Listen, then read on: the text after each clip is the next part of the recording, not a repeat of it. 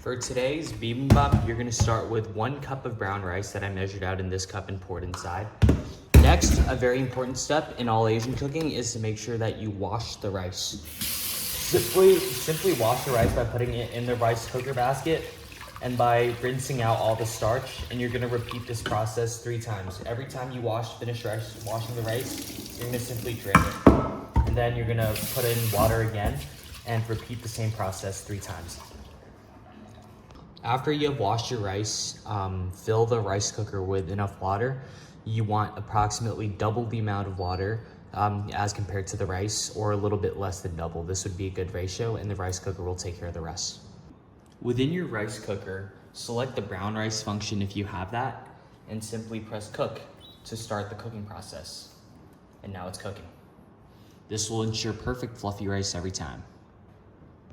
Now as the rice cooks, you can start by preparing your other ingredients first. What I'm doing here is I'm using carrots, just a very standard carrot that I'm gonna slice using this mandolin slicer. This mandolin really makes cutting julienne very easy, but it is also a little bit dangerous, so just make sure you're using this at your own risk. A tip that I recommend for a mandolin is by sticking a fork in the carrot and by using the fork to push this down so that you don't have to put your fingers there. Otherwise, if you do this, there's a very good chance you might cut your fingers. And then with the mandolin, you can easily get perfect julienne strips of carrot just like so.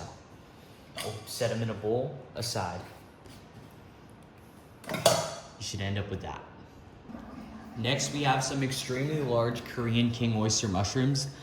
You should be able to find these in any good Asian supermarket, and they're very good on the grill. But today, for the bibimbap, we're simply gonna cut them into small pieces just like so. They don't really even have to be very small because mushroom actually shrinks as you cook them. So all you have to do is just cut them into manageable bite-sized pieces.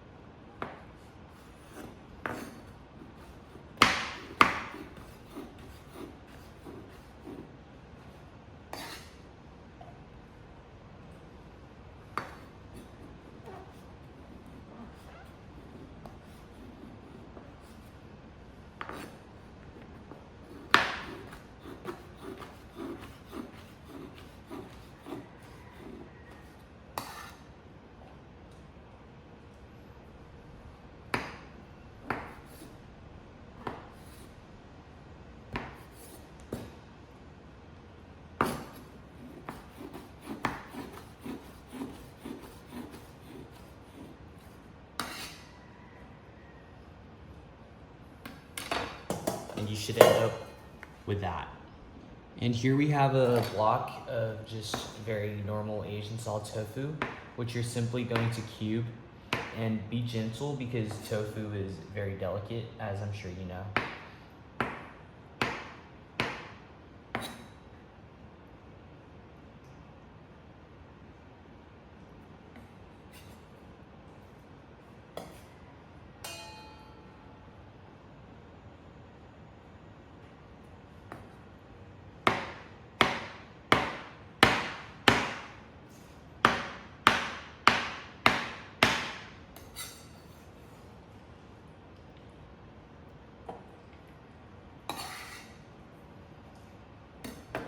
And you should end up with that.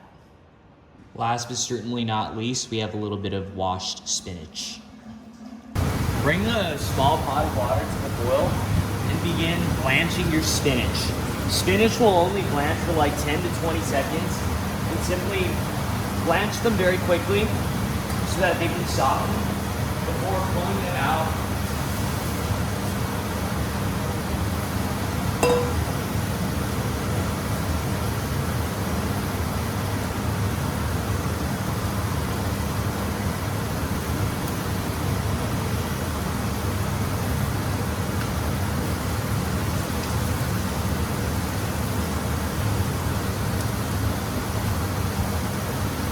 Once your spinach is soft enough, go ahead and pull out the spinach and put them in a bowl.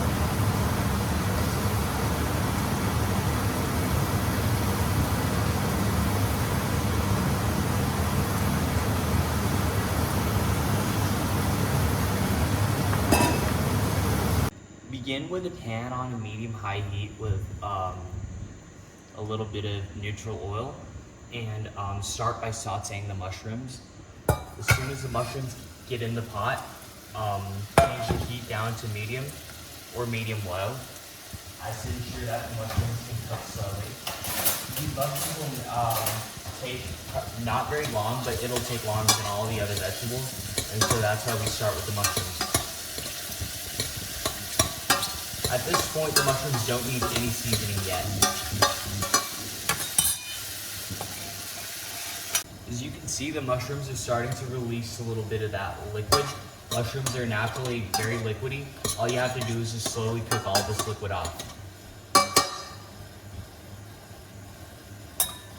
Now, as tofu does naturally contain a lot of water, you're actually going to want to take a paper towel to sort of dry the tofu somewhat before putting them into the pan, otherwise they would be too hot.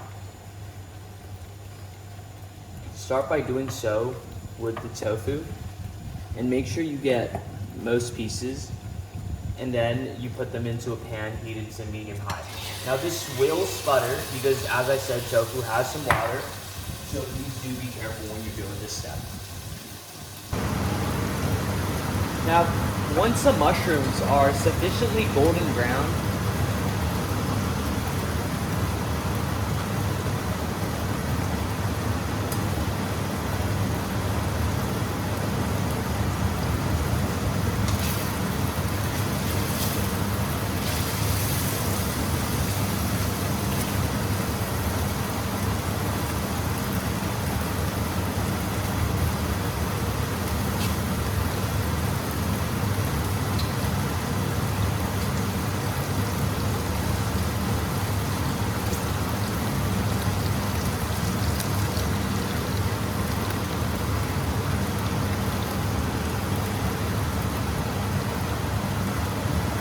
Alright, now once the mushrooms have been sufficiently browned, like so, go ahead and place the mushrooms into a bowl filled with 50% soy sauce and 50% mirin, about 2 tablespoons each. This will serve as a slight marinade to give the mushrooms a little bit of flavor as we wait for the rice to cook.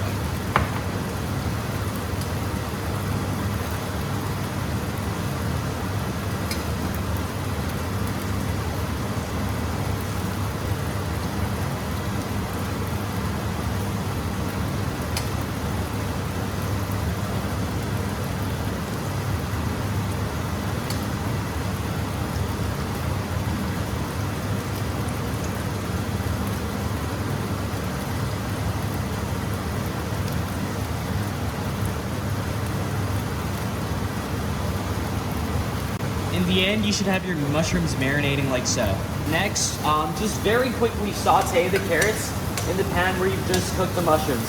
While many may think this is an unnecessary step, and indeed it is, this can help for 2 purposes. One, it can remove any risk of foodborne illnesses from consuming raw carrots. And 2, this can actually help you absorb the nutrients better once these carrots have been lightly sauteed like so. It doesn't take very long. It literally just takes around 1 minute, and then your carrots will be done.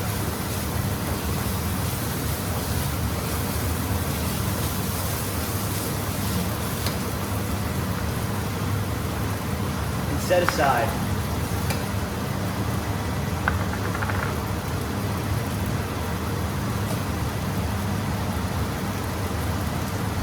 Once your carrots have been sauteed, they should look like so. Now, once the tofu has been done cooking, you can go ahead and spoon out the tofu into a bowl just like so.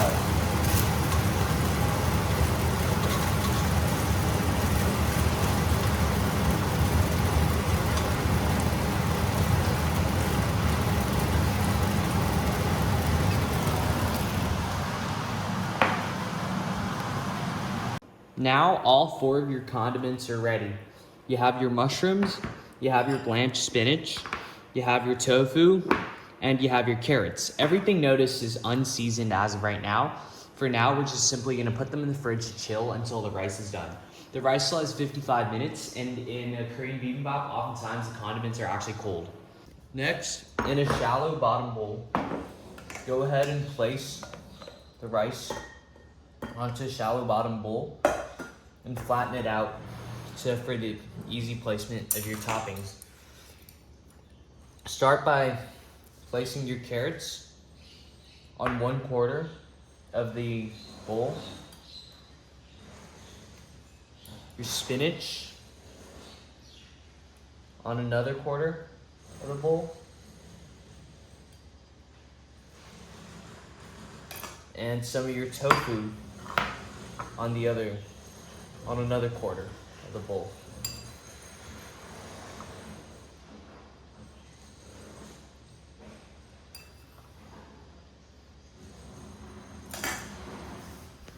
Lastly, you want to drain out all the marinade of the king oyster mushrooms, and using a spoon,